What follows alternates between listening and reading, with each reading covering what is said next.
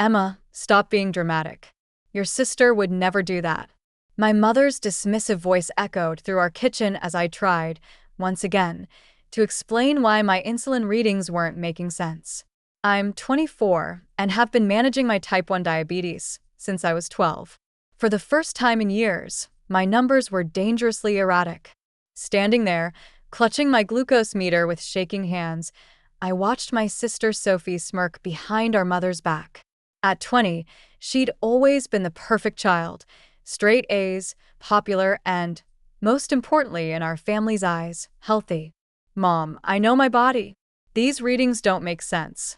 Yesterday, my sugar was perfect before dinner. I took my usual dose, and 2 hours later, I was dangerously low. Today, the same dose sent me skyrocketing. My voice trembled with frustration and fear. Maybe you're just stressed about your new job, Sophie chimed in, her voice dripping with false concern. You know, stress affects blood sugar. I did know that. I knew everything about managing my condition. I had to. But this was different. These swings were too extreme, too unpredictable. And they only started happening when Sophie moved back home after dropping out of college. I'm keeping my insulin in my room from now on, I announced, gathering my supplies. Now you're just being ridiculous, Mom snapped. What's next? Accusing your sister of trying to poison you? She's your family. Family? The word felt hollow. Family was supposed to protect you, not gaslight you about your own medical condition.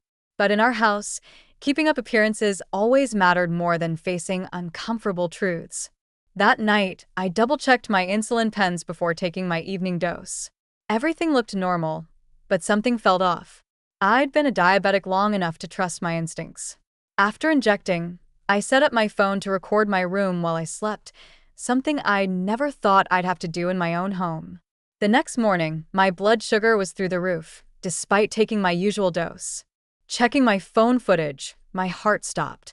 At 2 a.m., a shadow had crept into my room, moving directly to where I kept my insulin. Sophie, thinking I was asleep, had switched my insulin pens. With trembling hands, I called my endocrinologist, Dr. Martinez. She'd been my doctor since my diagnosis and was the only person who'd always taken me seriously. These numbers are concerning, Emma, she said after I sent her my readings. Can you come in today? I want to run some tests. At the clinic, I showed Dr. Martinez the video. Her usually calm demeanor shifted to something more serious. Emma, tampering with insulin can be lethal. This isn't sibling rivalry. It's attempted murder. The blood tests she ordered weren't just routine checks. She was looking for evidence of insulin manipulation, dilution, contamination, anything that could explain my erratic readings. Keep detailed records of everything, she advised. And Emma, don't take any insulin you haven't personally obtained from the pharmacy. I'm calling one right now. Pick it up yourself. When I got home, Sophie was in the kitchen with Mom, both laughing over some social media post. The scene looked so normal, so deceivingly peaceful. How could they not see what was happening? How was your appointment? Mom asked casually. Fine, I replied, gripping my new insulin pens tightly. Just routine. Sophie's eyes flickered to the pharmacy bag in my hand, something dark passing across her face. Still convinced someone's messing with your medicine? She asked sweetly. Before I could respond, my phone buzzed. Dr. Martinez's office. The preliminary results were in, and they needed me to come back immediately. Something showed up in the tests, something that couldn't be explained by normal diabetes management. Actually, I said, meeting Sophie's gaze steadily, we're about to find out exactly what's been happening to my insulin. Dr. Martinez ran some interesting tests today. The color drained from Sophie's face, and for the first time, I saw real fear in her eyes. Mom, oblivious as ever, just sighed. Emma, enough with the accusations. Your sister loves you. I grabbed my keys, my hand steady for the first time in weeks.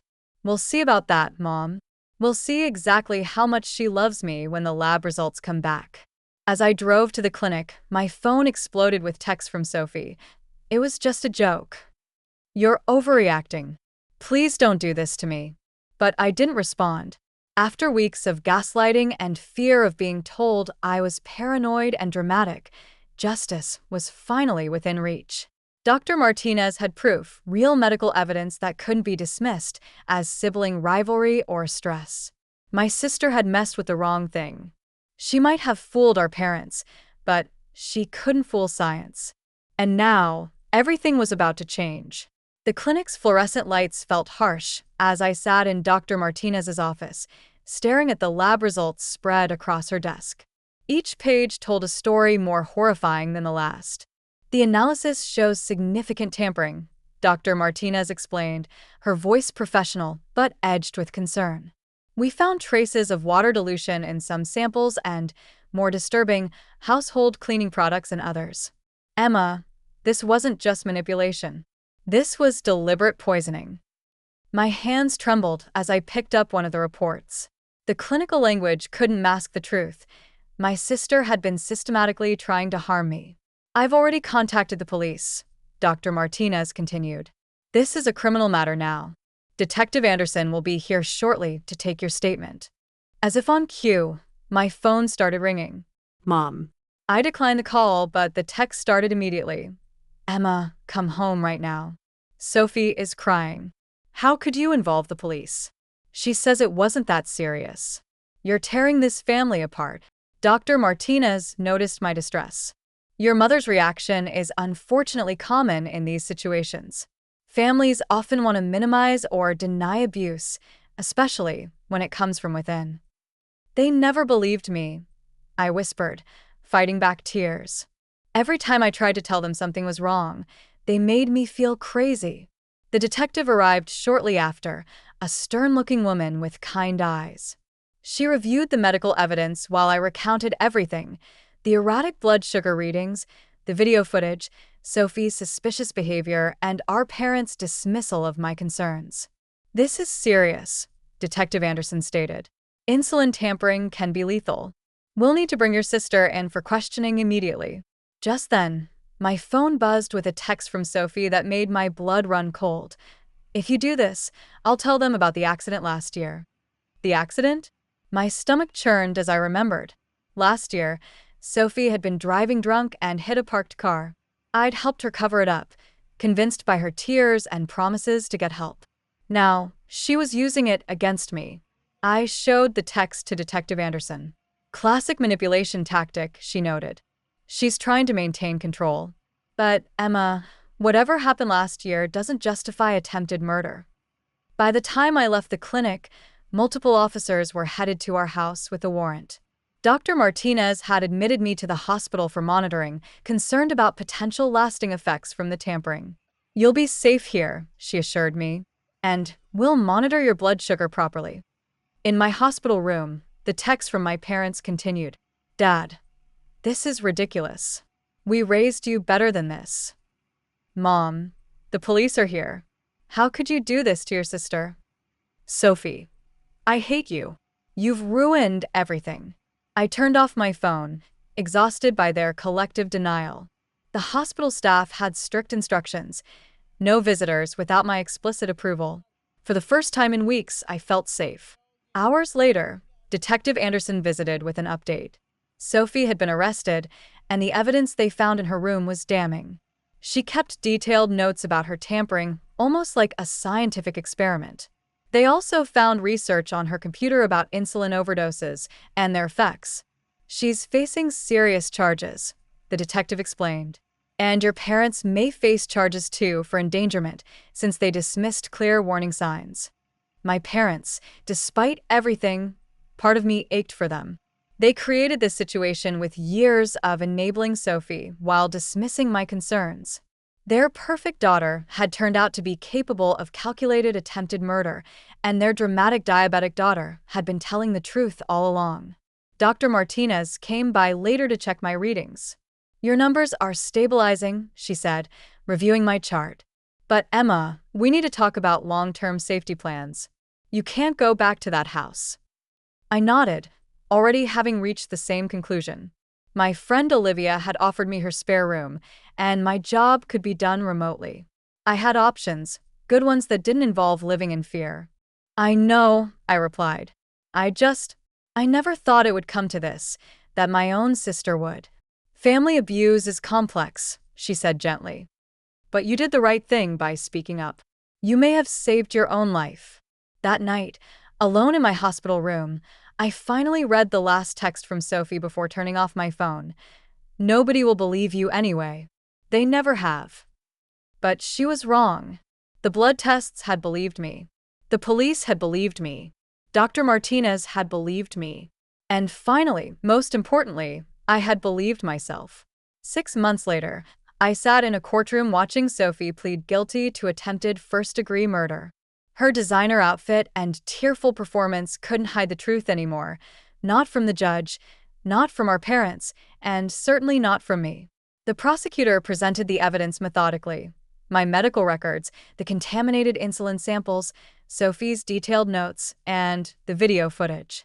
But it was her internet search history that finally shattered our parents' denial. How long to die from insulin overdose?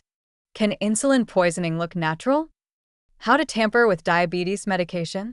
Mom sobbed in the gallery while Dad sat stone-faced.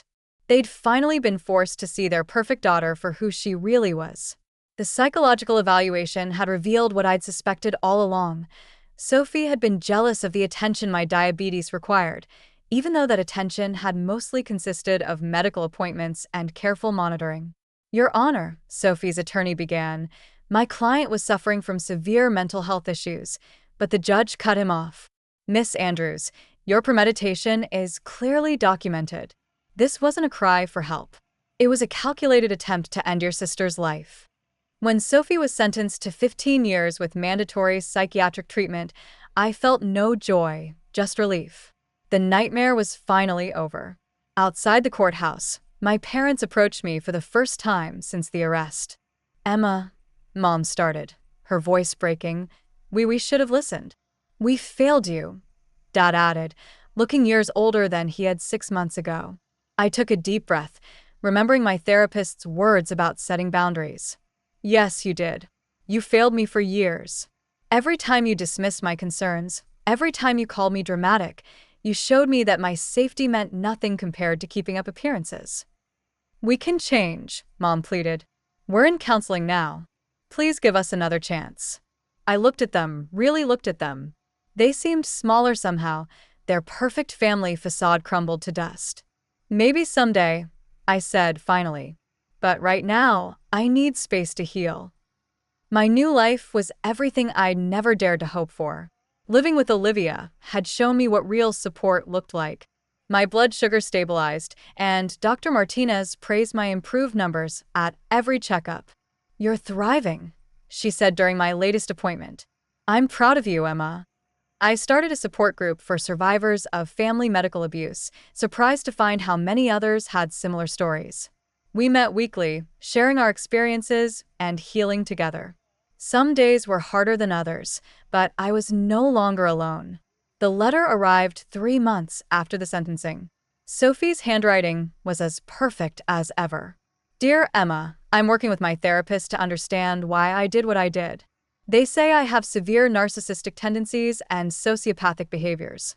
I always hated how your diabetes made you special. I wanted you gone. I'm not asking for forgiveness. I don't deserve it, but I am sorry. Sophie. I showed the letter to my therapist, who helped me process my complicated feelings about it. You don't owe her a response, she reminded me. Your healing doesn't require her participation. She was right. I filed the letter away and focused on my future. My blog about diabetes management had gained a following, and I'd been invited to speak at medical conferences about patient advocacy.